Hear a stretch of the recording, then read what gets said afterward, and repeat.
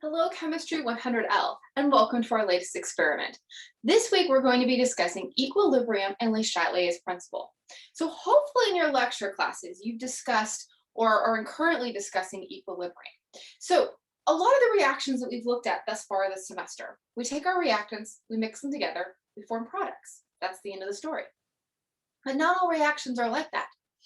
We have some reactions where we take our reactants, we mix them together, we do form products, but we can perturb the system, do something to it, and shift our equilibrium back in the direction of our products and reform products. Now, one thing that happens with reactions that are at equilibrium is also at that equilibrium point, we have a mixture of our reactants and our products. We don't have all reactants, we don't have all products. We have some mixture of both. Now, the name equilibrium might be a little bit confusing. What it means is we do not have equal amounts of reactants and products, all right? What it means is that the rate that we form our products is the same as the rate that we're reforming reactants. Now, how much of our system is reactants and how much of our system is products, that entirely depends on the system that we're looking at. Some systems heavily favor products. Some systems heavily favor reactants. Other systems they kind of do hit pretty good in the middle, and they've got a good mix of both. Now, in our experiment today, we're going to be studying the equilibrium that exists within a solution of copper 2 chloride. Okay, so I've rewritten the equation here. Once copper 2 chloride is dissolved, okay, we take the copper 2 chloride salt, which has copper 2 ions and chloride ions.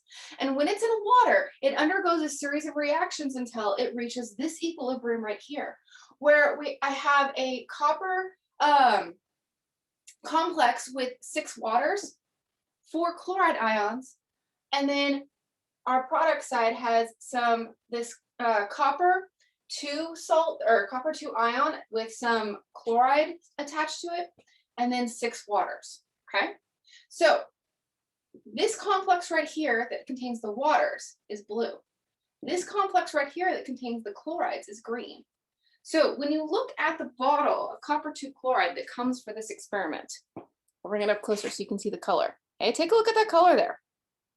All right, what color is it? Well, if you said blue, you're correct. So this particular solution, what side of the equilibrium, what side of the reaction do we favor right now? Do we favor our reactant side or do we favor our product side? Well, considering that this complex right here is blue and our solution is blue, we favor the reactant side. So we're going to do some things in order to try to, shift the scales back and forth.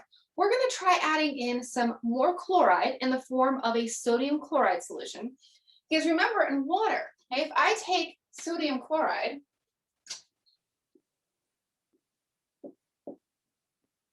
okay, if I take the solid sodium chloride and I dissolve it in water, I'm going to get sodium ions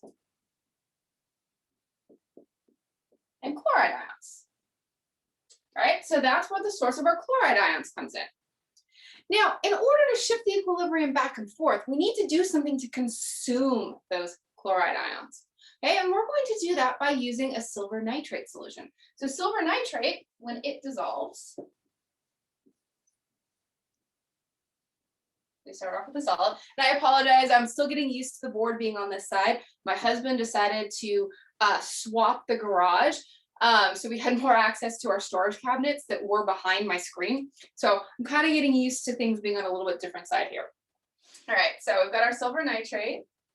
Okay, we dissolve that in water. We get some silver ions and some nitrate ions. Now, the important thing about this is we have these silver ions, okay? So hopefully you've covered solubility in your classes. If not, I'm going to touch on it right here, okay? Solubility is really important. When we combine certain things, certain ions, when they, meet up with each other, they're going to crash out a solution into a solid. And it just so happens that when silver ions try to hang out with chloride ions, they do indeed crash out a solution. Okay, so I get some silver ions I get some chloride ions.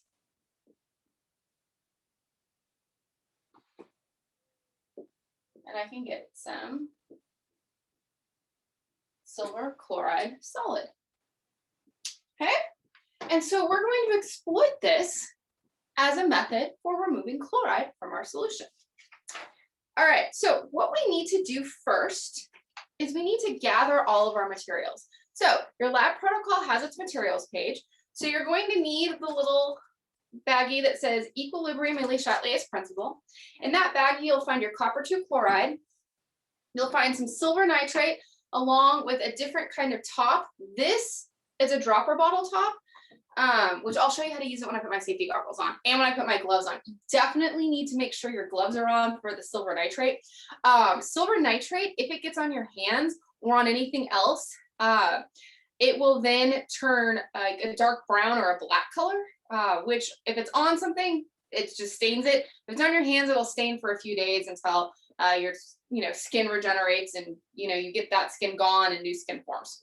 All right, you'll need a weigh boat, you'll need your scale, a thermometer, beaker, Erlenmeyer flask, plastic spoon, test tube rack, your test tubes, pipette, plastic cup, graduated cylinder, and a grease pencil. Now, the first thing it asks you to do is to obviously get your materials together, and then it's going to have you make a sodium chloride solution.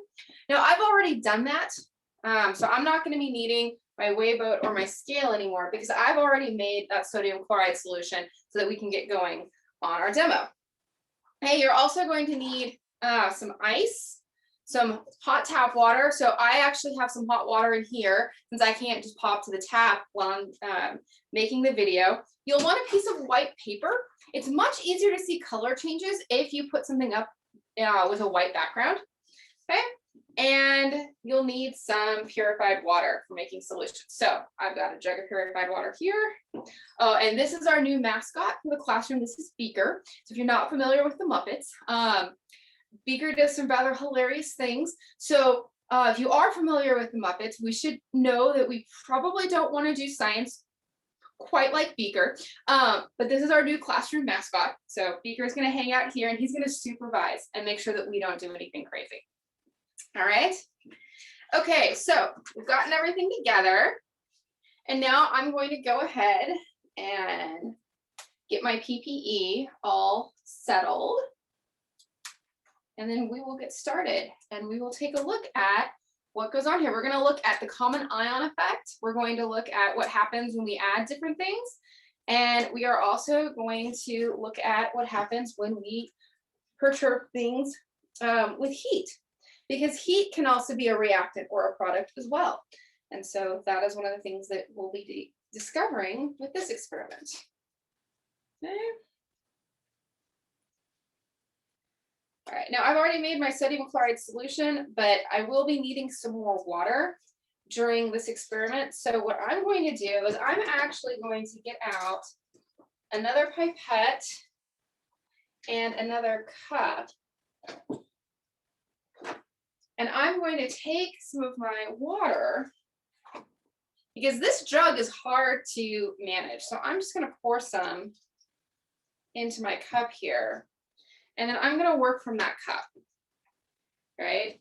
So when I either pour into my graduated cylinder or I use it for something else, it's much easier to control. The other thing you can do too is even if the cup is hard for you to control, you can always take your pipette and use that to drop water into something. So I'm going to set that up right there just because I find that much easier than trying to spill water out of the big jug into small things. Okay, so the first thing that we need to do is set up our test tube rack. So, oh, I had a tiny spider on my test tube rack. All right, so we want to number our test tubes. Our first one is going to be our control. We're going to add some of that copper 2 chloride to our first test tube, and we're not going to do anything to it. And our other test tubes, some of them we'll use right away, others will, and then we'll compare them, and then some of them we'll use in activity 2, and then activity 3, and some will be used for activity 4. All right, so I've numbered my test tubes. Okay, the very first thing we need to do is put our copper 2 chloride into each of our test tubes. we need 2 milliliters. Rather than squeeze out 2 mils in our graduated cylinder each time and pouring it, we're going to do drops. Okay, there's about 20 drops in a milliliter. So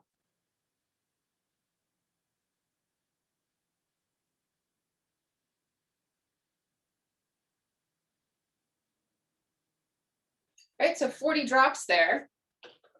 Okay, that's going to be our 2 mils.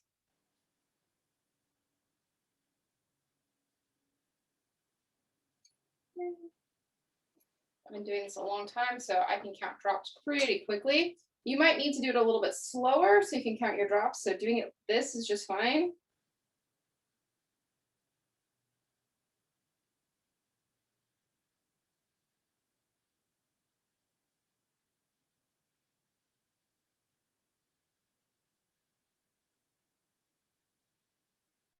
Now it's important that we start off with the same amount in each, because although this is a qualitative, not a quantitative investigation, we want to have roughly the same thing in each test tube. That way our comparisons are valid.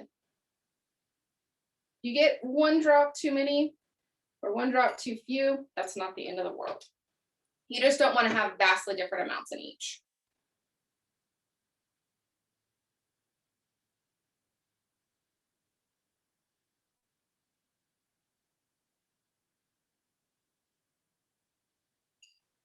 Okay. All right, so there is our copper 2 chloride. Okay, so now we want to add some of our sodium chloride. Okay, so what we're going to do is into our second test tube, we're going to add 1 ml of our sodium chloride solution. Now, I find it harder to just straight pour into the graduated cylinder, so I'm actually going to use my pipette. And I'm going to squeeze in, and I can get the 1 ml much easier with the pipette. So I'm going to pour 1 ml into test tube 2. Okay, I need 2 mils into test tube 3. So again, I'm going to use my pipette. Okay. All right, and then we want 4 mils into test tube 4.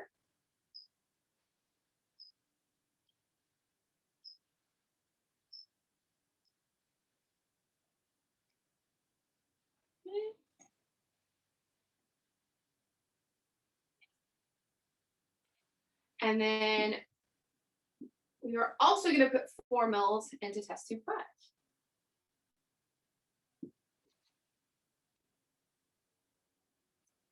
Test tubes 4 and 5 are the 2 that we are going to use later on when we do our temperature work. Okay. So there, I have set up my test tubes. Okay, so I can record the color of test tube 1 in my data table. And now I can swirl my other test tubes here. And I can then record their colors. Okay, so we can already start to see that there is indeed a color difference. So I'm actually going to come over here with my white paper so that you can see easier. Okay, so you can see that there's different things going on color-wise there. Okay, so now I'm going to record my colors. And then it tells me to take a photo of my 5 test tubes. Now it's really hard to take a photo that shows the test tubes in these test tube racks. So what you can do is you can get another cup out and you can take all of your test tubes for your photo and you can put them in the cup and then you can take your picture the best way that you can. Okay, all right, so that is our first part. Okay, and then now what we're going to start to do is we are going to start to look at what happens when we do other things to our equilibrium. Okay, so our next thing that we want to do is add some silver nitrate. Okay, so for the silver nitrate, what we're going to do is we're going to unscrew the cap that came on the bottle, and then this cap actually does screw down. Okay, now I want to add 1 ml of silver nitrate to test tube number 3. Okay, so I'm going to unscrew that. I'm going to squeeze. Okay, and remember, we have 20 drops in a milliliter, so my 1 mil, okay, I'm going to count out 20 drops.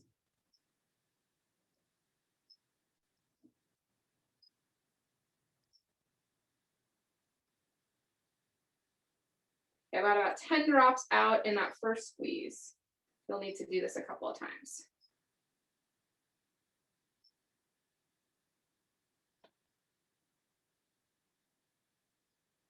Okay. Then I can screw that on and set that aside. So now something knocks into it, it doesn't tip it over. Okay, so I'm going to swirl this around. Now, one thing you're going to see here is you're going to see the formation of a white precipitate. That white precipitate you're seeing is the silver chloride. Okay, that has nothing to do with our equilibrium up here. All right, so it's the silver chloride that's coming out, and that's okay if you end up with that white precipitate. Okay. All right, and then once you swirl it, you want to let that sit for at least 5 minutes. So I'm going to leave that alone for a little bit. I'm going to look at activity 3. Activity 3 wants me to put 3 mils of water in test tube 4. Okay, so that's where I'm going to use my water again. All right, now my graduated cylinder I just used for the sodium chloride. So we don't want to use the graduated cylinder if we haven't cleaned it out. So if you haven't cleaned out your graduated cylinder, to add your 3 mils of water, go ahead and count out your drops.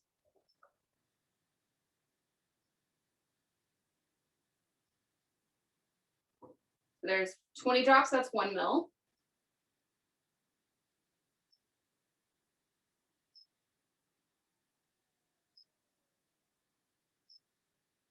Okay, there's 20 drops, that's 2 mils. And 20 more.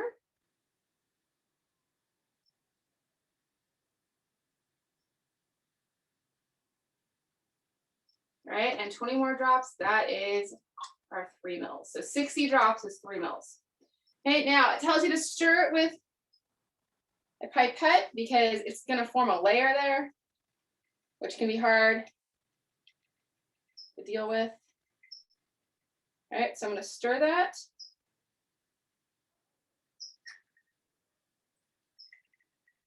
Okay.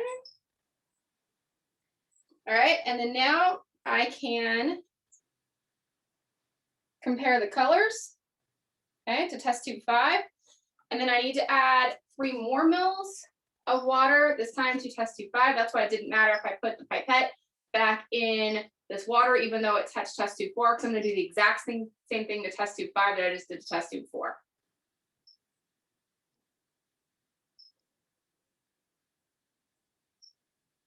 Okay, there's 20.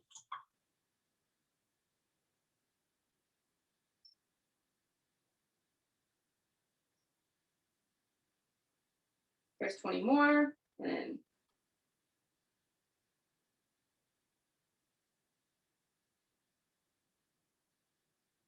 all right, and there is our 3 mils. Again, I will stir it around.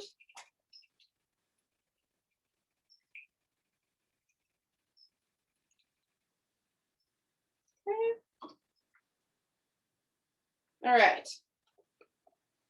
Okay, now we're going to go to activity 4. Now we're going to look at temperature.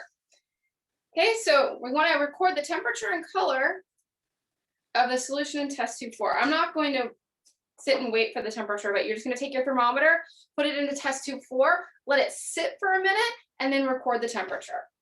Okay, then you want to get a 250 ml beaker with some hot tap water. And again, I got some nice hot water. I put it in here because I'm not going to walk out to go get hot water while I'm doing the video. So there's my nice hot water. Okay. And this can be tap water because you're just using it for a water bath. You're not actually mixing anything with it.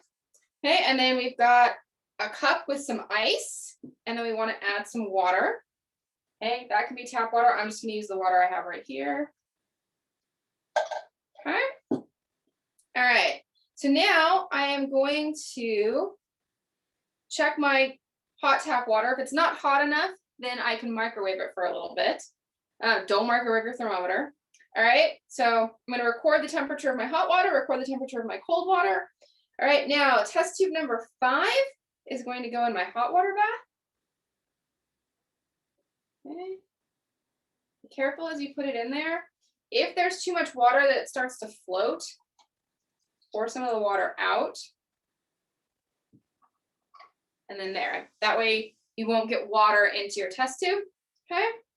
And then test tube 4 is at room temperature. And then what you want to do is you want to figure out what direction the equilibrium is shifting. Does it turn blue? Does it turn green from where it is? And then you can figure out if it's going to the right or the left, okay? i.e. is it going toward our products or toward our reactants, okay? So we're going to let that sit in there for a minute. And then we're going to compare test tube 4 and test tube 5. So test tube 4 is our control here because it was at room temperature. Okay, so we can compare those. All right, and then now what we want to do is put it in the cold water bath. Let that sit for a minute. And then we can check its color as well. And then if you let test tube 3 sit, you can pull test tube 3 out and you can take a look at what color is going on in test tube 3. Okay, and so you can always go back to that initial first test tube there and see what's going on with your original solution. Okay, so you want to let this sit in that cold water bath until it is nice and cold, and then you can figure out again what color the solution is when you're done, and what direction the equilibrium went, and then figure out, is heat in this reaction going to be a reactant or a product? Okay. And so that is our equilibrium Le Chatelier's principle experiment. So hopefully you have fun with this one because you get to mix stuff back and forth and see some colors and see what happens there. So that is equilibrium and Le Chatelier's principle.